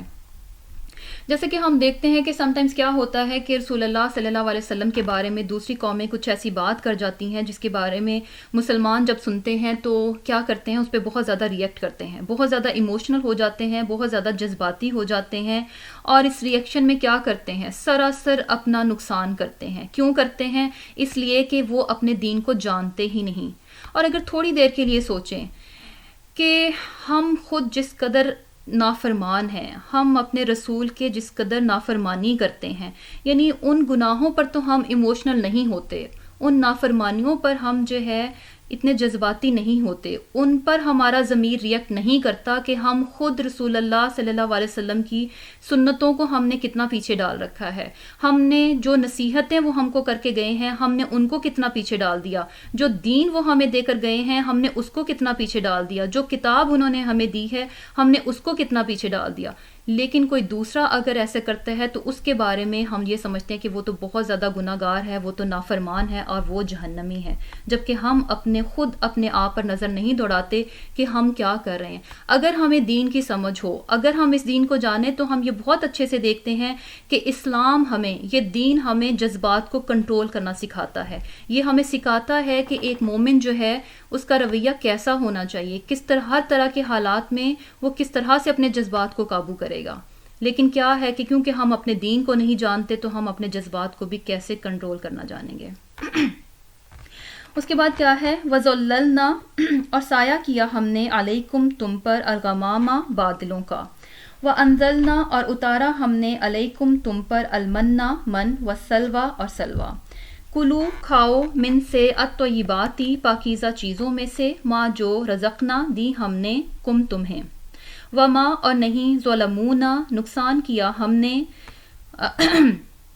نقصان کیا انہوں نے ظلموا نقصان کیا انہوں نے نہ ہمارا ولیکن اور لیکن کانو وہ تھے انفسہم اپنے ہی نفسوں پر یظلمون ظلم کرتے. اب اس کے بعد کیا تھا کہ قوم جو تھی بنی اسرائیل جو تھے وہ صحرائے سینا میں تھے. وہاں پہ اپنے گھر بار سب کچھ یہ لوگ چھوڑ کر آ چکے تھے. صحرا میں تھے, وہاں ان کے پاس کچھ بھی نہیں تھا, کوئی شیلٹر نہیں تھا, کوئی پناہ نہیں تھی, کوئی چھت نہیں تھی. تو اللہ تعالیٰ نے ایک اور بہت بڑا احسان اس قوم پر کیا کہ کیا کیا, بادلوں کا سایہ کیا ان پر, ان کو کھانا دیا گیا, ان پر من اور سلوہ اتارا گیا. من جو ہے من کے اصل میں لفظی معنی ہوتے ہیں احسان کے. تو احسان کے طور پر ان کو کھانا دیا گیا. اور من کیا تھا, اس میں کہا جاتا ہے کہ یہ کوئی میٹھی چیز تھی, شہد کی طرح کا تھا, کچھ میٹھی چیز کے بارے میں کہا جاتا ہے کہ کچھ مٹھاس تھی, میٹھی چیز تھی. اور سلوہ کیا تھا, بٹیر یا چڑیا وہ تھا. یعنی اس قوم کو غلامی سے نجات دی گئی. کیوں نجات دی گئی؟ کہ ان کو ایک بڑی ذمہ داری دینی تھی کہ یہ قوم جو ہے دین کا کام کرے. ان کو سایہ دیا گیا, ان کو کھانا جو ہے ان پر اتارا گیا کہ تاکہ یہ اپنے اصل مقصد کی طرف جو ہے وہ فوکسڈ ہوں کہ ان کو دین کا کام کرنا ہے, ان کو آگے جانا ہے, ان کو فلسطین میں جانا ہے. تو اللہ تعالیٰ نے فرمایا کہ جو ہم نے تم کو رزق دیا ہے اس میں سے, یہ جو طیب دیا ہے اس میں سے کھاؤ. اب ان کا کیا حال تھا, کیونکہ ایک عرصہ یہ لوگ غلام رہے تھے, تو یہ کیا کرتے تھے, روز کی روز ان کو تازہ کھانا ملتا, لیکن اس کے باوجود یہ کھانے کو جو ہے بچا کر رکھ لیتے اور اس کو گلا سڑا کر کھاتے. یہاں طیب کی بات ہے کہ طیب کھاؤ. تو طیب کیا ہوتا ہے, کسی چیز کا دل کو خوش رکھنا. تو طیب یعنی طیب کھانا کیسا ہوگا, جو کہ صاف ستھرا پاک صاف ہوگا, اس میں جو ہے جرمز وغیرہ سے صاف ہوگا, گندگی نہیں ہوگی, صاف ستھرا ہونا چاہیے, اور یہ کہ گلا سڑا نہ ہو, اور یہ کہ کھانے میں بھی اچھا لگے اور دیکھنے میں بھی اچھا لگے. تو کھانا کیسا کھانا چاہیے, حلال اور طیب. باسی اور گندا کھانا جو ہے وہ نہیں کھانا چاہیے. اب اس قوم نے جو ہے دین کا کام کرنا تھا. اب وہ قوم جو کہ گلا سڑا کھانا کھا کر اپنی صحت کو خراب کر لے گی تو وہ دین کا کام کیا کرے گی. اسی لیے ان کو حکم دیا جا رہا ہے کہ طیب کھانا کھائیں, صاف ستھرا کھانا کھائیں, تاکہ صحت ہوگی تو ہی دین کا کام ہوگا. لیکن یہاں سے بھی ان کی دلوں کی تنگی پتہ چلتی ہے کہ یہ کیا کرتے تھے, کھانے کو بچا کر رکھ لیتے اور گلا سڑا کھانا کھاتے تھے. تو ہمارے لیے بھی یہی لیسن ہے کہ انشاءاللہ حلال کے ساتھ جو ہے طیب کو بھی ہم دیکھیں گے کہ کھانا جو ہے وہ صحت کے حساب سے اچھا ہو, صاف ستھرا ہو, جراثیم والا نہ ہو, اور یہ کہ باسی اور فنگس والا نہ ہو. بچا کچا کھانا جس کے بارے میں پتہ چل رہا ہے کہ بھئی اب یہ خراب ہو چکا ہے, اس میں جرمز آ چکے ہیں, تو اس کو صرف یہ سوچ کے کھا لینا کہ ہائے کھانا نہ ضائع ہو جائے, یہ تقویٰ نہیں ہے. یہ صرف اور صرف اپنی صحت کو خراب کرنا ہے. جو پتہ چل رہا ہے کہ کھانا خراب ہو چکا ہے تو اس کو جو ہے پھینک دینا چاہیے. گلا سڑا کھانا جو ہے وہ نہیں کھانا چاہیے.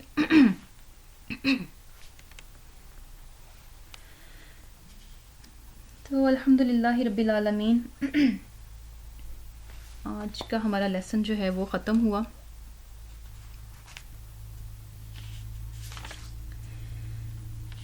آج کے لیسن میں سے ہمارے لیے جو لیسن ہے, جو بات ہمارے لیے عمل کے لیے ملتی ہے, وہ یہ ہے کہ انسان جو ہے کسی پر تکیہ نہ لگائے کہ اچھا فلاں ہمیں بچا لے گا, یا فلاں ایسا کر دے گا, یا یہ ہو جائے گا, یا ہمارے باپ دادا جو تھے وہ بہت نیک تھے, ان کی نیکیاں ہمارے کام آ جائیں گی. تو ایسا کچھ بھی نہیں ہے. اللہ تعالیٰ نے بہت کلیئرلی جو ہے آیت میں, یعنی یہ ایسی آیت ہے کہ ایک عام انسان بھی اس کو پڑھتا ہے تو اس کو بہت اچھے سے سمجھ لگ جاتی ہے کہ اللہ تعالیٰ اس سے کیا کہنا چاہ رہے ہیں. تو اس آیت پہ سے جان بوجھ کر آنکھیں بند کر لینا اور پھر بھی اپنے آپ کو جو ہے دھوکے میں رکھنا تو کیا ہے, سراسر نقصان ہے. اور دوسری بات یہ کہ بینگ اے مسلم جو ہے ہم پہ جو ذمہ داری ہے کہ ہم اس دین کو سمجھیں اور اس پر عمل کریں اور اس کو دوسروں تک پہنچائیں. اس ذمہ داری کو ہم نے جو ہے پورا کرنا ہے, اور کیونکہ اس پر ہم سے پوچھ ہوگی. اس پہ یہ نہیں کہا جا رہا کہ ہر انسان جو ہے, کہ اب میں کہوں کہ ہر بندہ جو ہے وہ اس طرح سے دین سیکھے اور بڑے بڑے مجموعوں سے جا کے خطاب کرے, بلکہ کیا ہے کہ ہمیں کم از کم اس کتاب کو اتنا تو سمجھ ہونی چاہیے ہمیں اس کتاب کی کہ ہم اپنے گھر میں اس کی تبلیغ کر سکیں. سب سے پہلے تو گھر سے بات شروع ہوگی. ہمارے بچے ہماری ذمہ داری ہیں, تو ان تک ہم نے دین کو پہنچانا ہے. ہماری ذمہ داری کیا ہے، ایک عورت کی ذمہ داری کیا ہے کہ وہ دین کو اپنے بچوں تک پہنچائے.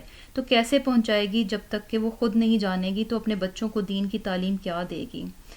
اور دوسری بات یہ کہ اس کا صحیح طریقے سے پڑھنا بھی بہت ضروری ہے. اس پر بھی ہم نے انشاءاللہ جو ہے پوری توجہ دینی ہے. اللہ تعالیٰ نے ہمیں بہت سی نعمتوں سے نواز رکھا ہے. ہمیں کوئی ایسی کمی نہیں ہے کہ جس کا کہ ہم جواز بنائیں کہ یا اللہ میرے پاس تو یہ نعمت نہیں تھی، میرے پاس آنکھیں نہیں تھی، کان نہیں تھے، زبان نہیں تھے، ہاتھ نہیں تھے. ہمارے پاس کیا نہیں ہے؟ سب کچھ ہے. کوئی ایسا جواز، کوئی ایسا بہانہ ہے ہی نہیں جو ہم جا کے آگے جو ہے نا اللہ تعالیٰ کے سامنے پیش کر دیں کہ یا اللہ اس وجہ سے میں نے اس کتاب کو جو ہے نہیں سمجھا، اس وجہ سے میں نے اس کے لیے وقت نہیں نکالا. تو انشاءاللہ ان باتوں پر ہم نے جو ہے توجہ دینی ہے اور شعوری طور پر تھوڑا سا ٹائم نکال کے حقیقت کی دنیا میں آ کر ان چیزوں کے متعلق سوچیں انشاءاللہ.